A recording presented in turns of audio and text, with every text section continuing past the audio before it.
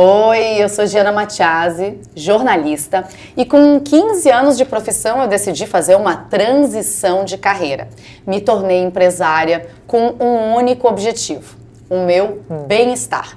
Antes de começar, eu convido você a fazer algo bem simples. Inspira, segura um pouquinho e solta. Esse é o Respira, um podcast para falar de saúde, saúde física, saúde mental, para falar de bem viver. Tudo isso sem pressa, sem culpa e sem aquelas formulazinhas mágicas que na maioria das vezes nem funcionam. Hoje eu trago aqui um assunto que, gente, é muito importante, mas muitas vezes a gente não se dá conta, o nosso sono. Você tá dormindo bem ou fica rolando na cama de noite? Toma aquele remedinho achando que não vai fazer mal. Gente, pra gente ter uma dimensão da importância do sono na nossa vida, eu vou apresentar aqui esses dois convidados maravilhosos e eu anotei aqui tudo porque é muita coisa. Esse é o neuropsicólogo do sono, Anderson Pereira. Ele é pós-graduado em saúde mental e psiquiatria e fundador do Instituto Brasileiro de Neuropsicologia do Sono aqui em Salvador. Ele também utiliza o método Sonos para tratar da insônia sem remédio. Sejam muito bem-vindos. E aí eu já começo com uma pergunta. A gente percebe, eu pelo menos percebi na minha vida, que eu dormia muito bem. Eu deitava na cama e dormia. Mas com o passar da minha idade, hoje com 41 anos, mesmo que eu não tenha preocupação, ou ache que não tenha, eu deito na cama e na maioria das vezes eu não consigo pegar no sono tão rapidamente. O que acontece com a gente? E quando a gente conversa com as mulheres, principalmente aquelas que, como eu, já chegaram à menopausa ou estão se encaminhando para a menopausa, a queixa do sono, ela é frequente, né? Eu não consigo dormir bem, eu não consigo descansar. O que acontece? O que a gente tem aí? Primeiro, agradecer também a sua cordialidade, né, de poder abrir esse espaço. Como eu sempre falo, é um serviço de utilidade pública. Verdade. A gente, no meio das desinformações, né, a gente se reúne aqui e dedica tempo para prover informação de qualidade. Então, parabéns, né? Ou seja, que é o grande intuito da comunicação, né? Então, você como uma comunicadora de excelência está cumprindo aí seu propósito. Obrigada. O que a gente vê? Aí, trazendo um pouco aqui do que Paula nos trouxe e fazendo um gancho com sua pergunta inicial. Da mesma forma, eu costumo dizer aquilo que o mundo nos pede não é o que o mundo nos dá.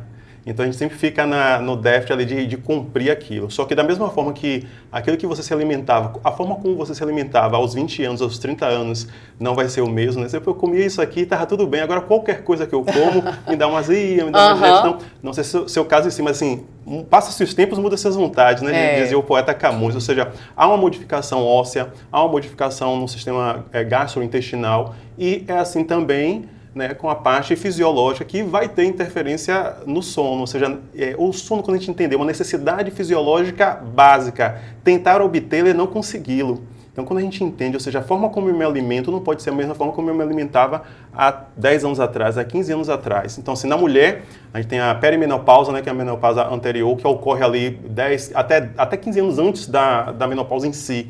E a gente tem uma cultura muito grande, clínica, que diz assim, a reposição hormonal só vai ser feita depois que terminar a questão da menstruação em si. Só que, isso é bastante discutível, porque a ideia é que já se faça a reposição anteriormente, para que não se chegue quando a gente pega a curva de Gauss ali, o vale da hormonal, porque inclusive você está indispondo receptores dos hormônios, você perde a chamada janela terapêutica.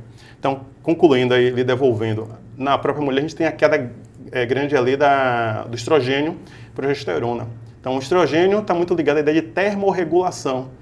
Então, ou seja, como é que está a temperatura interna do seu organismo? Então, fazer um raciocínio simplista, bem superficial, para não aprofundar muito. Ou seja, se tem uma deficiência ali, a parte de hipotálamo, né, de termorregulação, está quente. Se está quente, é sol. Se tem sol, é dia. Se tem dia, não dorme. Então, ou seja, o que nos trouxe até aqui, a humanidade, né, é um raciocínio muito simplista, né, porque um pouco daqui a gente suscitar curiosidade e não se aprofundar tanto, é a ideia de que O humano ele é diurno, então de dia se dorme, ou de dia está em atividade e à noite se dorme, né? O humano ele necessariamente não é um animal noturno em si. Então, concluindo, você tem queda ali de a parte hormonal, então a reposição seria interessante, e também a ideia dos comportamentos perpetuantes que a gente vai ter tempo para poder delimitar ali. Então, assim, muda-se os tempos, o Camões dizia, muda-se os tempos, muda-se as vontades, todo mundo é composto de mudanças, tomando novas qualidades. Então a gente tem que se adaptar, ou seja, o meu corpo físico, o meu aparato biológico, para dar essa pronta resposta, como que eu preciso agora me modificar? Eu preciso estar sensível ao meu limite. Né? O meu limite é outro. Em alguma época da vida, na academia eu fazia X peso, 100 quilos, 150 quilos, agora é diferente. Ou seja, a gente entender os nossos limites biológicos e respeitar nossos limites. Aquela ideia não é poder respirar, né? O respira tem muito disso, nessa filosofia de entender o meu momento agora. Que é outra coisa, Paulo, assim, a gente faz sono e respirar também. As pessoas não aprendem a respirar, que é outra necessidade fisiológica básica, sem a qual... Então, enfim, acho que sono e respiração tem toda a ligação do nervo vago, a parte de diafragma, né? A gente pode falar um pouco disso também, enfim. Então, concluindo bem essa ideia, essas modificações hormonais, fisiológicas e um comportamento que mantém.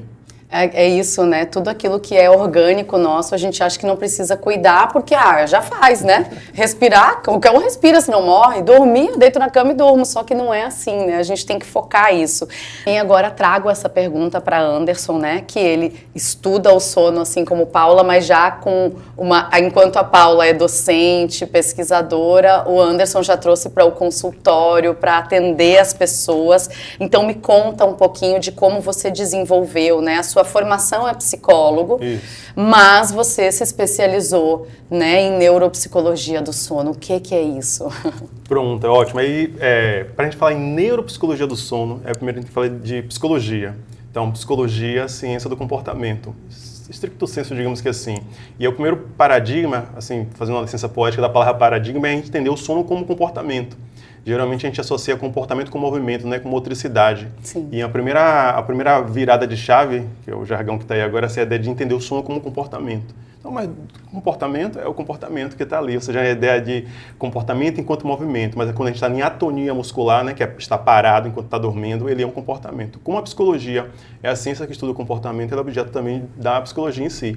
Então, a ideia de que o que a gente faz enquanto estamos em vigília que vai interferir nesse outro comportamento que é dormir. Então, neuropsicologia é uma especialidade da psicologia que vai estudar como que esse cérebro funciona, quais são as estruturas que se tem que fazem os nossos comportamentos. Um pressuposto é, se existe um comportamento, é porque existe uma estrutura cognitiva cerebral que o sustenta. Então, se a gente consegue aqui estar escutando, você está me escutando, está entendendo o idioma que eu estou falando, está decodificando e a comunicação está se fazendo, porque existe uma estrutura cerebral sua do ouvir, do entender o fonema. Então, se a gente vai falar, tem a alça fonológica, fonema, ou seja, tem toda a estrutura. Tanto que quando a gente tem um AVC, né, ou seja, o acidente vascular cerebral, popularmente conhecido como derrame, né, dependendo da sequela, a pessoa apresenta sequela na fala, apresenta sequela na coordenação motora fina. Então, ou seja, o prejuízo, o dano não foi nas mãos, não foi no aparelho fonador, mas apresenta sequela ali porque apresenta algo na parte cerebral que interferiu naquela função visual das mais diversas. O que é que a gente entende com isso e qual é a função de eu estar comentando isso? Que o nosso cérebro ele é a matriz de tudo, é a central. Então, ou seja, assim como é falar, assim é como é ver, assim é dormir. Então, existem estruturas cerebrais que sustentam esse comportamento chamado sono. Então, quando eu comecei a fazer a parte de avaliação, sempre gostei muito da parte de avaliação, TDAH, avaliação dos mais diversos tipos que se tinha. Eu percebia que grande parte das reprovações eu queria saber, reprovava, já tinha feito o laudo, mas depois eu ia buscar, eu por curiosidade própria, que até em outra entrevista eu comentei, a curiosidade foi que sempre me movimentou, né? Ou seja, a curiosidade, o porquê do porquê, né? Por que essa pessoa reprovou? Então, fazer um trabalho debaixo do meu próprio, por curiosidade própria, e percebi ao longo do tempo, então eu já estava fazendo tipo uma pesquisa quase sem saber, né? Por que essa reprovação acontecia? Eu via que uma incidência muito grande de perturbação do sono.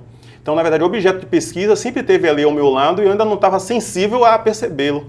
É como a gente sempre fala, né? O objeto de pesquisa nos encontra, né? A gente tenta buscar, ele se esconde até que encontra. Então, ao longo dos anos foi passando, Aí eu fui fazendo outras pós-graduações, a parte de psicofarmacologia, para entender como essa questão medicamentosa. E aí o que a gente entendeu? Que a insônia, que é o modelo que a gente tem, né, que é os 3 P's, ela tem uma predisposição genética. Então existe uma predisposição genética, genes específicos que deixam o sujeito predisposto, né, a pessoa predisposta à insônia. Ter a predisposição genética de qualquer patologia, assim, não digamos que vá desenvolver, mas é uma predisposição, um fator fragilizante. O segundo P são os fatores precipitantes, então tem algo na vida que acontece, um evento interno ou externo, que precipita e inicia a insônia. Então a gente tem os 2 P's, a fragilidade com aquilo que precipita. Só que a insônia ela é mantida por uma série de um terceiro P, que são os fatores perpetuantes, e esse é comportamental. Porque na tentativa de resolver o problema, a gente tem um suposto saber. Eu acho porque eu sei como vou resolver, eu acho porque isso está acontecendo, né? O achismo, o suposto saber que não é um saber em si. A gente adota uma série de comportamentos para tentar resolver o problema, só que a gente só piora o problema. Daí eu cunhei o conceito conduta autolesiva. Então eu já listei mais de 60 tipos de condutas autolesivas que só piora a insônia. Desse daí está a busca da melatonina, o chá, ou seja, os subterfúgios que se tem. Então esse terceiro P aqui, que é comportamental, que é onde o medicamento não chega. Eu sempre costumo dizer, Jana e Paula, assim, existem deficiências hormonais que geram insônia, existem transtornos psiquiátricos que podem gerar insônia, então o medicamento é necessário e imprescindível para poder equilibrar aquela química cerebral ali, para a pessoa poder até aderir a um processo psicoterápico e mudar o estilo de vida. Existem deficiências nutricionais que podem gerar insônia. Existem vínculos que se tem hormonal, tireoide, vários são os fatores. Entretanto, se a pessoa fizer todo esse tratamento, né, e não dar o foco ali no comportamento, ela vai repetir todas as condutas autolesivas que mantêm aquele quadro.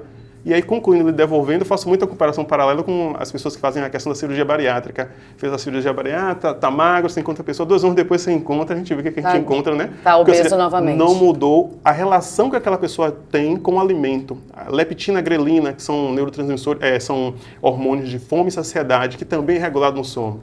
Concluindo, o comportamento, digamos que é a chave ali para fazer qualquer outra terapêutica ser potencializada, né? Ser aderida, dar o efeito. Quando eu percebi tudo isso, eu falei, pronto, é aqui que eu quero ir até aquela ideia, até depois do átomo, né? Depois até a partícula de quarks, ou seja, eu quero até as últimas consequências. E fui estudando cada vez mais, e eu falei, caramba, o mundo está todo errado. Eu me senti na Idade Média, aquela ideia de todo mundo com infecção e não tinha ainda antibiótico. Aí eu falei, o que eu vou fazer com isso agora? Então eu comecei, com toda a resistência, não queria. Eu falei, eu tenho que ir para a internet e começar a divulgar. Então eu comecei a divulgar um pouco, com muita resistência, não queria, não gostava. Então eu comecei a divulgar e eu falei, não, essa é a minha área de atuação, acho que eu posso contribuir muito para a vida das pessoas, demonstrando para ela que o medicamento é útil, é válido, é necessário quando tem um psicodiagnóstico. Mas não é por automedicação, não é a primeira via de tratamento, e fui me afinando com o centro de pesquisa. E eu falei, poxa, isso aqui, desenvolvi um modelo próprio. Eu falei, esse é o meu modelo de escuta clínica de fazer intervenção, que foi o método. E veio já dos últimos anos aí bastante. Aí veio a pandemia, tudo virou digital. E aí depois da pandemia continuou com o digital e a gente está nessa dinâmica de acolher as pessoas e esse processo de psicoeducação. É tudo novo. Eu chego nos profissionais de saúde, me reúno com algumas pessoas renomadas e tudo. Anderson, eu nunca ouvi falar sobre isso. Vem aqui para a gente conversar um pouco mais. Então, um processo também educacional dos próprios profissionais de saúde, porque a gente não tem isso na chamada base curricular. Então, os conhecimentos eleitos como formadores da base curricular não contemplam tanto. Algumas instituições já estão modificando isso, já está, mas assim, em termos de Brasil, tem uma deficiência muito grande. Tanto que assim, a gente tem que ir para fora para buscar outras bases, né? Então, enfim, eu vejo que é um novo começo de era, como diria aí o Lulu Santos, né? Que a gente está fazendo esse serviço também, que as pessoas começam a ouvir. Então, eu já passei por vários programas, assim, acho que o serviço que a gente está fazendo aqui, as pessoas, pela primeira vez ouvi falar disso. Então, nomes como adenosina, orexina, começa a ficar comum, no senso comum, que são peptídeos que dá vigília e do adormecimento. Enfim, a gente vai ter tempo para falar. Então, o que me levou foi essa curiosidade de resolver o problema. Eu gosto de resolver o problema. E um fator que a gente tem é que na clínica, minha ação depende da aderência do paciente. O paciente tem que entender. Então, eu tenho muito esse caráter explicativo, educador, depois também 15 anos de docência. Então, olha, vamos resolver. Agora eu preciso que eu vou fazer a minha, preciso que você faça a sua parte. Aí os pacientes dizem, eu sinto que você está com mais empenho do que eu. Então, um pouco disso que me levou a mim a ter esse universo misterioso que é o sono. Eu acho que nessa primeira fase aqui, Já deu para ver o quão apaixonados vocês são por essa disciplina, vamos dizer, que é o sono. Eu acho que deu para a gente entender a complexidade e também a importância do sono na nossa vida. E com certeza, quem está nos acompanhando e não dorme bem, entende perfeitamente o que vocês estão dizendo, porque eu acho que uma pessoa que ela dorme bem, ela acorda descansada, ela até pode não entender tanto isso porque ela organicamente está funcionando bem, mas uma pessoa, e eu percebo isso mais uma vez por mim, porque como eu sempre dormi muito bem, no momento que eu comecei a perceber que eu estava com dificuldade de deitar na cama e dormir, ou então que eu acordava na madrugada e não conseguia mais dormir, né, e que eu percebo que quando eu estou mais ansiosa, o meu sono piora, quando eu estou mais tranquila e relaxada, o meu sono melhora. Então eu acho que agora a gente pode começar a tratar de fatores que prejudicam o nosso sono e que nos ajudam no nosso sono. Acho que também a gente falou aqui, eu percebo também no dia a dia, quando a gente fala com mulheres e homens, as mulheres se queixam, por exemplo, dos maridos porque eles roncam mais, ou seja, aquela apneia, né? Mas as mulheres sofrem mais com a insônia. Eu até tenho, fazendo aqui um apanhado, eu não estou me lembrando de homens que me relatam insônia, tanto quanto as minhas amigas me falam de insônia. Por que isso? E aí eu vou perguntar para a doutora Anderson, no seu consultório, quando os pacientes chegam até o senhor, a prevalência é de mulheres? O que é que a gente tem? Por uma função biológica, ou seja, na mulher já é aquela ideia, né? Quase que certeza que vai ter. E o homem, pela questão assim, é certo que vai ter na mulher pela questão da menopausa. O homem tem a questão da andropausa, por uma questão de pico de estresse e de outras funções. O dado, quando chega, eu sempre digo assim, o paciente do livro nem sempre é o paciente da vida real, né? Então, quando ele chega ali, é misto. Mas o que eu vejo, assim, até meu público, eu me direciono mais para a mulher. O que eu entendo? Que a mulher, desde sempre, ela é mais cuidadosa e zelosa de pensar a questão da saúde. E o homem, ele tem aquela ideia, tem uma visão de ir buscar um auxílio de saúde como se fosse uma fraqueza, ele tem que resolver por ele próprio. Então, assim, eu vejo que a mulher, ela é mais refinada nesse sentido. Você vê que a ida ao ginecologista, a menina vai logo muito cedo, né? E o homem neurologista só vai se tiver algum problema muito grave. E olha lá, então, às vezes é porque a mulher insistiu muito, né? Exatamente, ou seja, e é assim em todas as áreas. Então, o que eu vejo? A mulher tem essa sensibilidade de ser refino.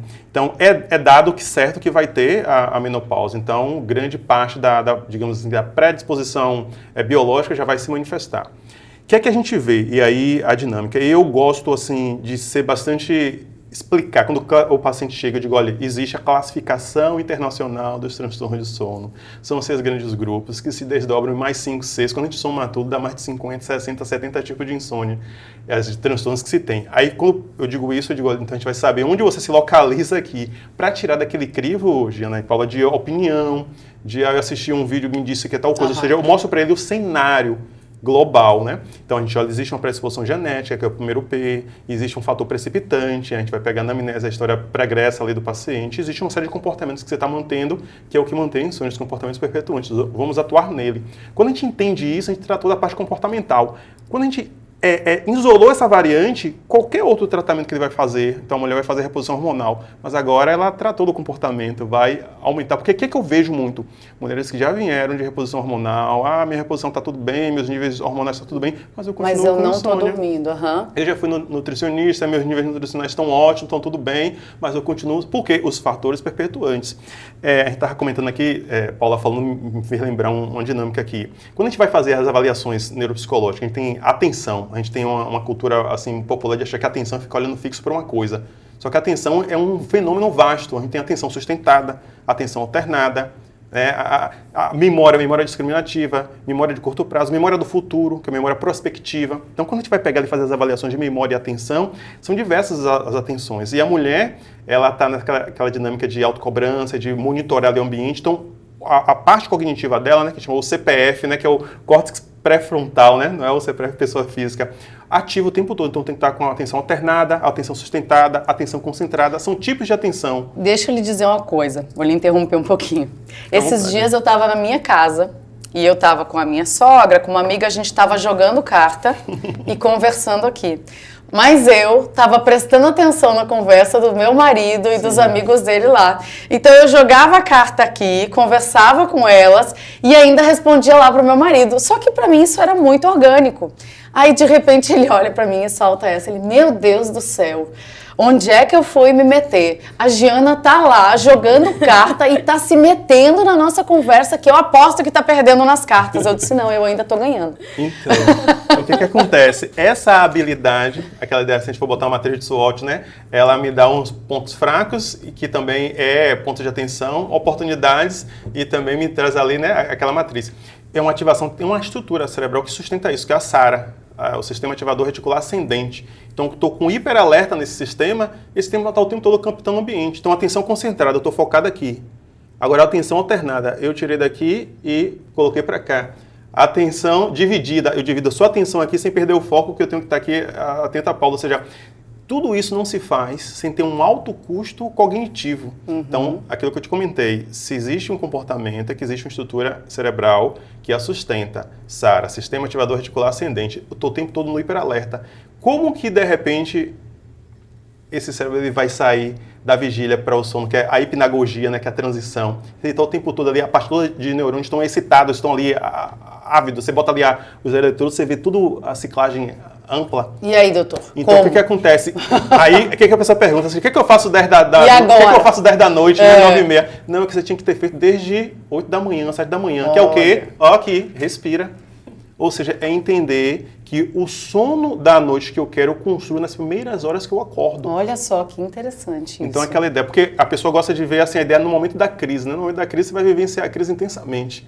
Até parece ela se dirimir, né? Curar o mal com o próprio mal, digamos que assim, o princípio que se tem de algumas abordagens terapêuticas. Mas é entender, ou seja, amanhã o dia se renova, eu tenho que responder uma pergunta muito clássica. Eu vou me renovar ou vou me repetir? Então, ou seja, o sono que eu quero ter às 21 horas, 22 horas, eu construo nas primeiras horas que eu abro os olhos acordando ou dormindo mal, dormindo bem, mas assim, todo dia é um dia de se renovar. Então, quando eu entendo que esse padrão, essa característica minha é positiva, em alguns momentos, ou seja, você sempre foi uma mulher de comunicação, você tinha que estar atento na notícia, checar a fonte, ou seja, se eu demoro muito, o outro já deu a notícia na frente. Então, se eu me antecipo, né? Se eu me antecipo na notícia, eu posso dar a notícia sem checar a fonte, sem o que chama de fake news. Isso. Então, tem uma responsabilidade social em divulgar informação. Então, a gente colocava o tempo todo no hiperalerta. Então, seu SARA em nível máximo de atenção sustentada, a fala correta, a articulação. Então, isso não se faz, isso guarda uma memória cognitiva neural. Ou seja, mesmo eu tendo agora me desligado desse momento, mas eu continuo assim. Aí entra a reabilitação neuropsicológica, que é pegar essa parte cerebral e dizer assim, a gente vai manter o melhor que isso tem, que eu quero isso, sem as consequências de me deixar ligada no momento que não é. Então, a reabilitação como que esse cérebro perdeu essa habilidade total ou parcial. Por exemplo, e aí concluindo, eu tive um primo meu que ele teve um AVC e aí acordou com dificuldade na fala. Tratou, recuperou ele gago e advogado, a fala e instrumentos de trabalho. Então, como que a gente recupera isso com a fono? Então, a fono vai fazer uma série de sessões, né, para reconstruir a ação fonológica. Uma outra pessoa da família teve o AVC também, perdeu a coordenação motora fina, então não conseguia pentear os cabelos, comer, né? Então, assim, a pessoa tinha que dar comida na boca. Então, vou ter essa criança. Constrangedor, né? Então, onde que vai recuperar isso? Com um fisioterapeuta. Tudo isso são programas de reabilitação. Eu preciso reensinar esse cérebro a tocar, eu preciso reensinar, alguns pacientes têm prejuízo na marcha, que é o caminhar, reensinar esse cérebro a caminhar, a falar tudo. Então, é a reabilitação, ela vai reensinar esse cérebro a recuperar aquela função. É assim com a fala, é assim com o pegar, é assim com o tocar, é assim também com dormir. Porque dormir é uma necessidade fisiológica básica, tentar forçá-lo é não obtê-lo, não é na cápsula. Essa solução, ou seja, não tem nenhum remédio que a pessoa vai tomar que vai substituir as 30 sessões do fisioterapeuta. E é aí que eu gostaria da gente entrar agora, porque o que a gente vê muito, né? Eu não estou conseguindo dormir. Aí eu vou no médico, né, enfim, ou alguém, o pior que acontece, né? Fulana, eu tô tomando remédio tal, eu vou lá. Todo mundo tem. É mais difícil, mas todo mundo dá um jeitinho de conseguir a receita. E aí toma o remédio para dormir. Aí no outro dia acorda às vezes muito sonolenta, muito isso, muito aquilo, e aí toma um remédio para despertar. Aí tá muito acelerada, ou seja, a nossa vida agora se resume a tomar certos remédios. A gente sabe que é quando a gente vai no especialista e ele dá o remédio, é importante, a gente vai fazer um tratamento, mas também o que a gente percebe hoje são muitos remédios para tudo. Então, assim, o senhor mesmo tem o seu método que o senhor trata a insônia sem o medicamento. Realmente a gente está tomando remédios demais e isso também está nos deixando desequilibrados? O que está acontecendo? Aí tem três pilares, que está até no livro, que eu já vou fazer uma prévia aqui. A gente tem, na verdade, uma formação da área de saúde muito alopata. Aquela ideia, me dê um sintoma que eu lhe dou 3 receitas. Sim. E o próximo, então isso é uma coisa que em algum momento vai ter que ser revista. A gente tem uma hipermedicação, aquela ideia que eu vou para medicalizar o sintoma e não tratar o ser humano que sofre. Então, quando eu entender que por trás do sintoma existe um ser humano que sofre e o sintoma é apenas aquela ideia, né? É apenas uma placa dizendo que alguma coisa está fora da ordem do seu organismo. Então, a gente tem uma formação alopata e aí tem todo um histórico de ciência e profissão de como essa atividade foi construída nos históricos, a base curricular, e aí é um outro assunto. Então, a gente tem esse olhar. Então, já tem uma predisposição profissional para prescrever. É o que eu aprendi a fazer. Me diga o que você está sentindo, tal, tome aqui, tal, daqui a 15 dias, está resolvido. Aquelas consultas de 5, 10 minutos que não, a gente está vendo a complexidade não vai se resolver. Isso é um pilar.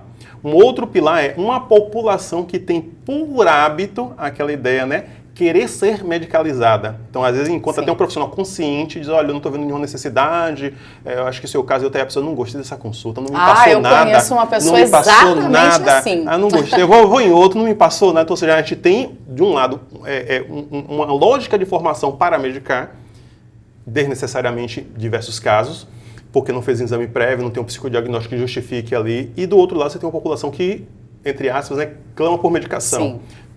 Aqui, eu já tenho aqui a gasolina e a fagulha, né, para ter explosão. E um outro pilar é um nível amplo de desinformação institucional geral em termos de Brasil. Então, se a gente não está alinhado com as melhores práticas internacionais. Então, se o consenso internacional já deixou muito claro, a primeira linha de tratamento para insônia ela não é medicamentosa. A primeira linha de tratamento para insônia ela é comportamental, por meio da terapia cognitivo-comportamental específica para insônia, porque eu, profissional da saúde, não estou prescrevendo isso para o profissional que é dessa área. Então, estou tendo uma prática negacionista, eu estou tendo uma prática à revelia do consenso internacional. Sabe, já teve aquela sensação, Gina, de você pegar uma chave de fenda qualquer, tentar abrir um parafuso, que não é a ideal. Não vai dar certo. Ou seja, não é por força de vontade, você está se esforçando, a chave de fenda é a chave de fenda, o parafuso é parafuso, vai luir, né, que a gente chama, vai luir. A gente é teimoso, fica ali né? tentando, então, sabendo que tá errado. Ou seja, aquele fármaco é ótimo, mas não é para aquela pessoa. A pessoa não tem aquela psicopatologia que justifica aquele fármaco. Então, ou seja, a chave de fenda certa para aquele parafuso certo. E no consenso internacional já deixou muito claro. Você vai lá no site de Harvard Medical School, tá lá, CBTI, que se chama, Cognitive Behavioral Therapy for Insomnia. Então, eu acho que a medicina de Harvard deve entender de medicina, né? Um pouco, você vai pegar lá Michigan, ou seja, o consenso internacional inteiro. Aí, quando a gente vai em termos de Brasil, a gente tem 3 farmácias para cada rua em termos de Brasil. Sim. Então, o que a gente entende, concluindo? Que a gente tem uma cultura no sentido de valores que guiam uma prática, né? Aquela ideia da axiologia do negócio, ou seja, são valores que se tem que guiam a prática. Então, que vai permear a ciência e profissão como as pessoas se interagem ali. Conclusão.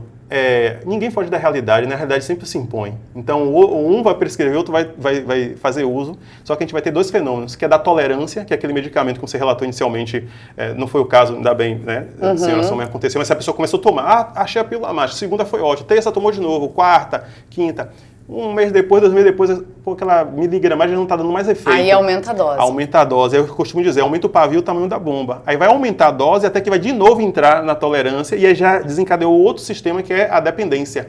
A pessoa já não toma para dormir, ela toma porque se não toma ela não dorme. E aquilo não é sono, ali é sedação. Aí qual é a dinâmica que tem?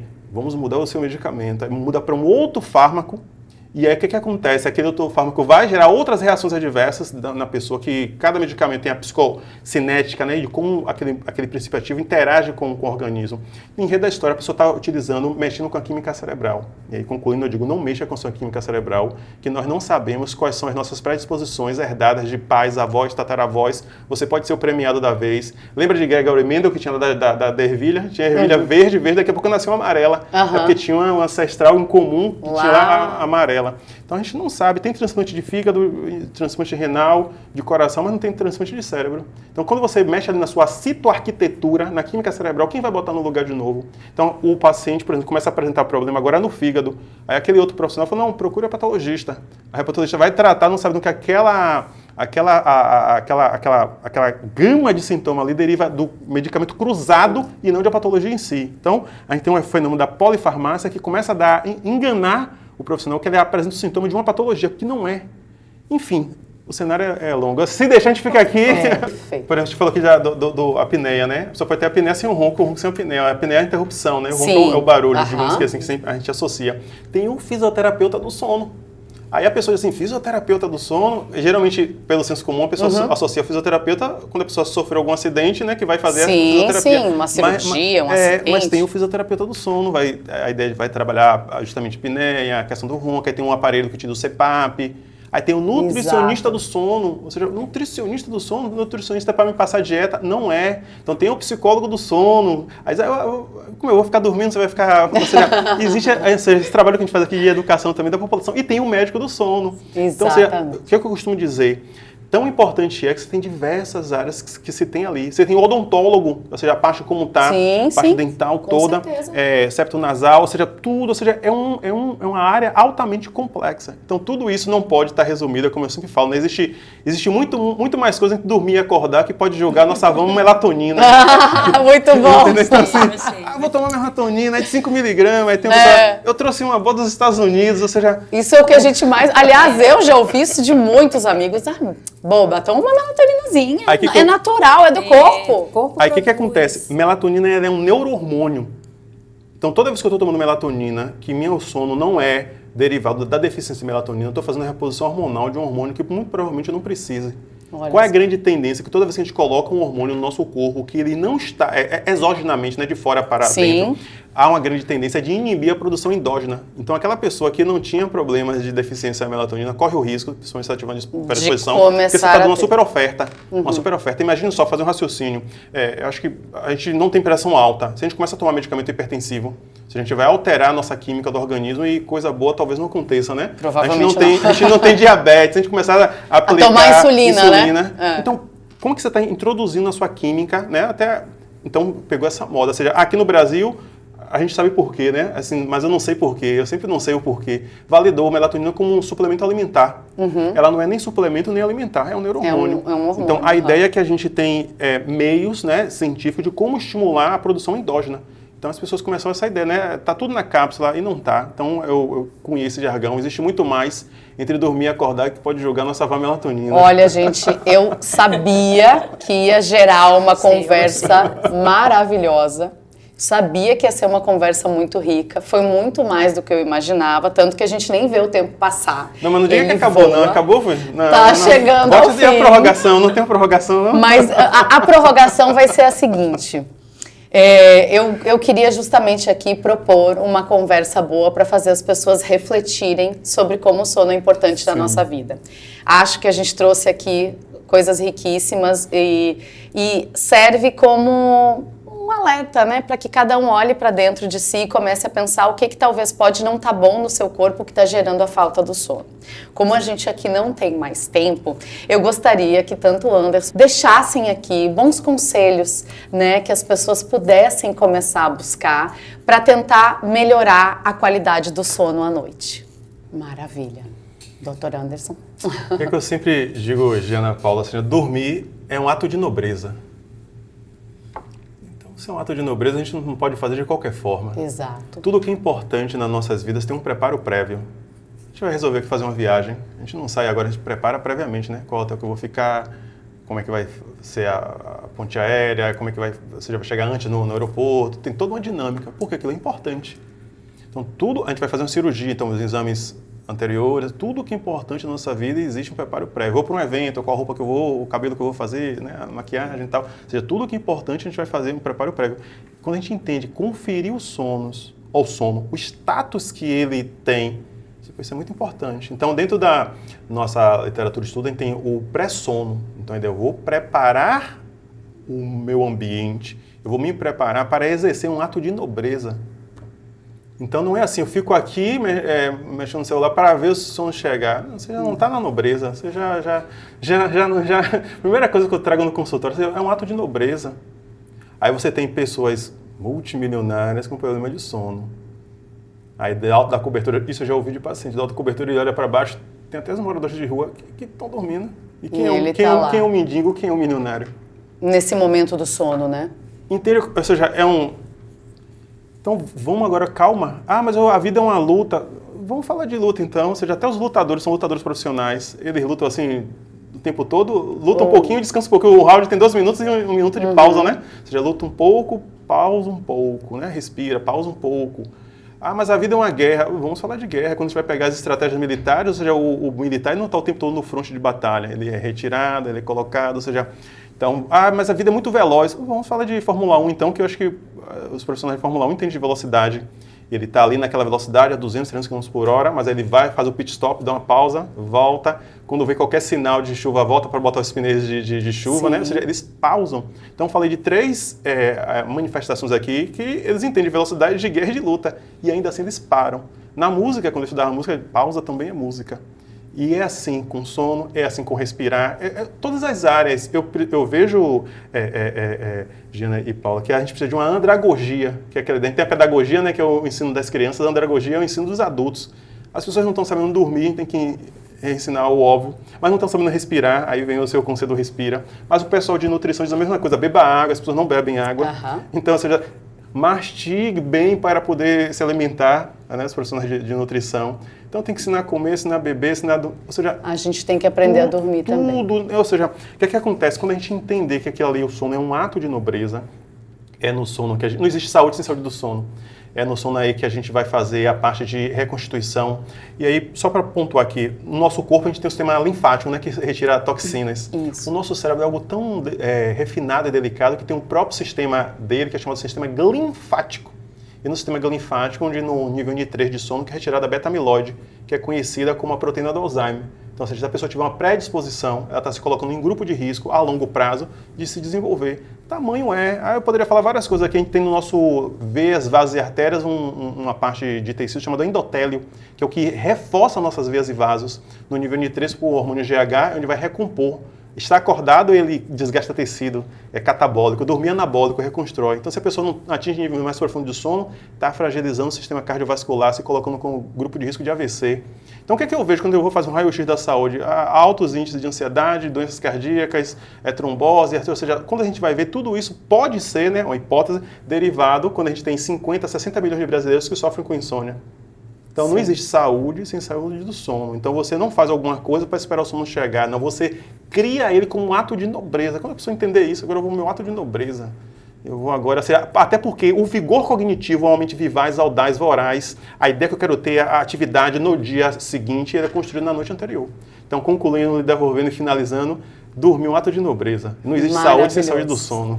Maravilhoso. Então, Paula, dormir maravilha, Giana, maravilha. Um ato de nobreza. Gente, muito obrigada. Agradeço. E olha, eu posso garantir uma coisa, essa nossa conversa não termina aqui. A gente vai ter outros episódios, porque eu acho que tem muita coisa boa pra gente falar. Fazer uma trilogia. Né? Vamos seguir.